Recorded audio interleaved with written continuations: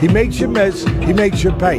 How the hell are you going to counterpunch somebody if they ain't there to be countered?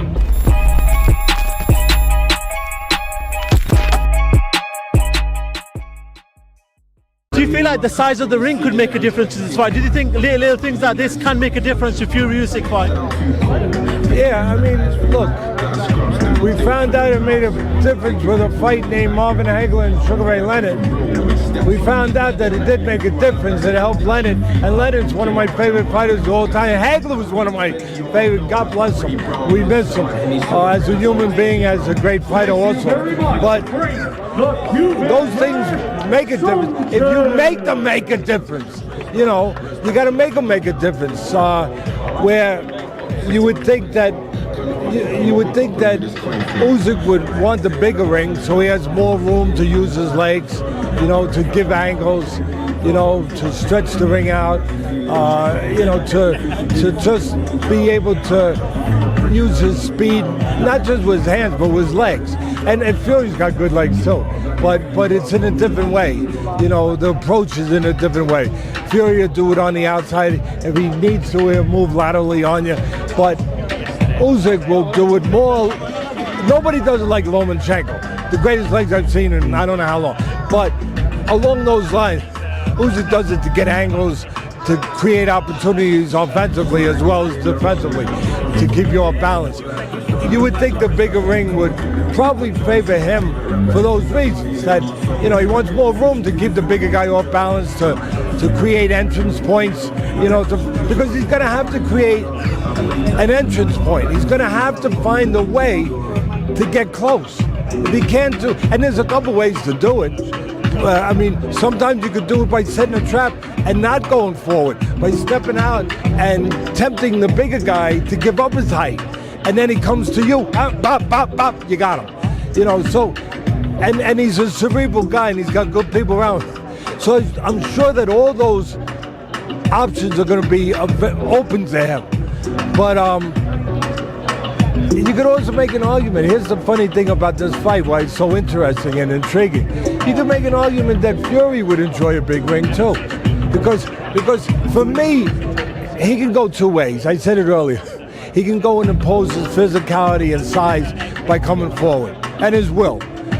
Or he could use that great wingspan and that size on the outside and use the jab to make it very hard for Usyk to get any penetration, to get in position and counterpunch. You know, one of the best things Usyk does, he's a really good counterpunch. He makes you miss, he makes you pay.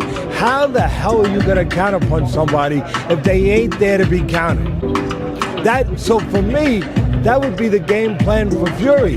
Be on the outside, use the ring, and control the outside, and make Usyk, put the burden on Usyk, where he's got to take the chances, he's got to take the gambles, you know, take the risk to get close to do anything. But do you feel like Tyson's changed his style since he's gone with Sugar Hill, that he's a bit more aggressive? Maybe he doesn't fight on the back foot as much as he used to. We saw in the last two Wilder fights he was a lot more aggressive. We've seen against Dillian Whyte that he could pick and choose what range he wanted to fight in. Do you feel like Tyson wants to fight that fight no more? Do you feel like he has to be clever enough to fight that fight again? Fury's very clever. They both are. They have high IQs. They've both been around boxing their whole lives. And Fury's been around a boxing family his whole life. You know, instead of having Wheaties for breakfast, you know, he's had boxing for breakfast. I mean, that's all these guys know. I feel that Fury has always shown the ability to have the option of going forward or moving. To be honest with you, he won the title many years ago against Klitschko using his legs on the outside. And then he had his situation where he was away from the sport. Then he came back and he had that magnificent fight with Wilder. That's why he's here. That's why we're here, because he got up. Because he did something that very few people would be able to do. He got up after getting hit right on the chin, I think it was the last round or the 11th, whatever it was, right on the chin for one of the hardest punches, not just of today, of any day, for one punch. That's how hard Wilder punched. And he got up. That's why we're here. But up to that point, he always used his legs. Then he had to fight back, where he had to fight where he got cut with the kid from Sweden. Yeah, and what did he do? That was the first time we really saw him use his physicality and go after a guy, because he got cut, he got into an urgent situation, and he felt that he had to, and he did, and he won that way. He showed in the last Wilder fight where he could go into the den with the lions, go into the kitchen, and survive the heat of the kitchen. He got dropped, but he's got a great chin, he's got a great will. He got up, and then he knocked out Wilder in an unbelievable back and forth fight that was just incredible. And so he has shown the propensity to do either one. I would think in my trainer's view, and he's got smart people around him that are lifers in boxing, but I would think that the choice for me would be on the outside. Now, if things go bad on the outside, to your point, he's got the option to make an adjustment, and the great ones make adjustments to win fights, you know. So for me, it would be get on the outside. What does Usyk do well? He counterpunch. So get on the outside, make it hard for him to counterpunch. And then, like I said earlier, the other side of it for me would be for Usyk is that if you don't get beat with the jab, you don't want to get hit with the uppercut either, or the right hand, but don't get beat with the jab. If I'm in the camp, I'm saying I'll be damned if at the end of the night we're going to be crying because we got dominated by the jab.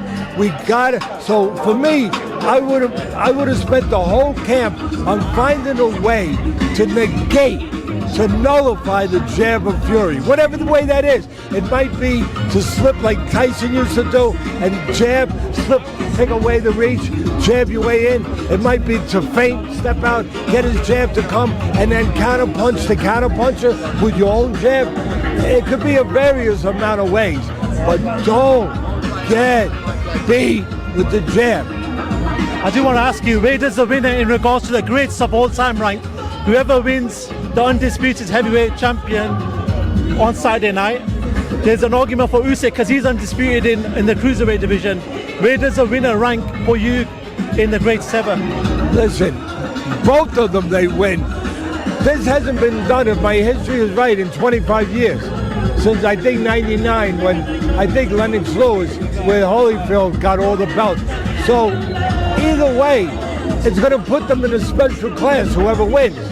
I would argue that they still got a little way to go with their resumes before you put them in there with guys named Ali, Foreman, those kind of guys, and then you go back even more. You still have to probably enhance the resume a little. But look, whoever wins is going to be in special air, special place. Just a final one from myself. I do want to ask you about the Ryan Garcia situation in the US. He is actually flying to Riyadh, and I think he's going to be here tomorrow. There seems to be a process in place for that. Devin Haney is actually calling for that fight to be disqualified. What do you make of that whole situation? Crazy, just too much chaos. I wouldn't see it in other sports, I'll be honest with you. Because, first of all, in other sports, the rules would be more abided by. In other words, if a guy's 3.5 pounds over, the fight's not happening. I mean, if you're riding a horse, if you're a jockey, and they're great athletes, we forget about that. You're riding a horse in a Kentucky Derby. Guess what? You come in 3.5 pounds heavy on that horse that day, you ain't riding. You ain't riding. And in all the other sports, there's rules that are actually, they're lived up to. They're enforced.